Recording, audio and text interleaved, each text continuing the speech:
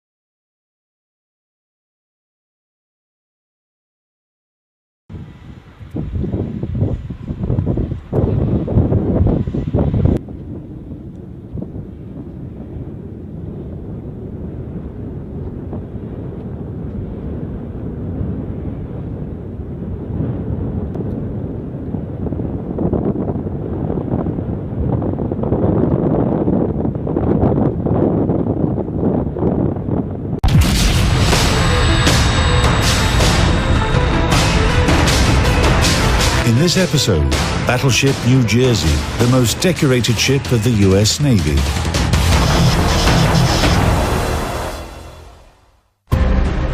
Naval battles in the beginning of the 20th century defined the evolution of warships for decades to come.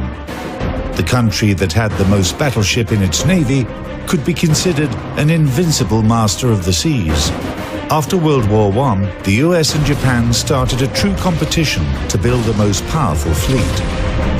By the end of the 1930s, US engineers designed a ship that was destined to end the era of battleships by becoming the best of them.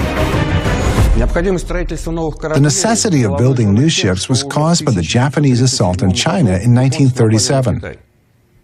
All the leading countries of the world realized that war would break out sooner or later. During these combat actions, the Americans somehow learned that the Japanese had heavy cruisers with powerful artillery armament. How could they oppose these ships? A decision was made to build battleships with specific armament and speed. In 1939, the General Council of the US Navy approved the project for a new battleship that was able to reach a speed of 33 knots. The main ship of a new class named USS Iowa was laid down in June 1940. A powerful ship with powerful armament, which had quite a high maximum speed. It would reach 33 knots according to the project. Some destroyers are this quick too. USS New Jersey became the second ship of its class. Her construction started at a Philadelphia shipyard and progressed at an unprecedented rate. But after the attack on Pearl Harbor, it was accelerated tenfold. The battleship was launched on December 7, 1942, the first anniversary of this tragic event. Total displacement, 57,500 tons. Length, about 887 feet. Beam, 108 feet 3 inches. Draft, 36 feet 1 inch. Armament, primary armament, 9 Mark 7 guns in 3 triple turrets. Caliber, 16 inches. Dual-purpose artillery, 20 Mark 12 guns in 10 coaxial Mark 28 turret mounts. Caliber 5 inches. Anti-aircraft artillery, 20 quadruple Bofors gun mounts. 49 0.8-inch Mark II, 3, 4 Oerlikon autocannons. Air Group, 3 Vought OS-2U Kingfisher floatplanes. Armour, main belt, 12.1 inches. Primary armament turrets, up to 18.7 inches. Conning tower, up to 17.3 inches. Maximum speed, up to 32 knots. Range, 20,150 nautical miles.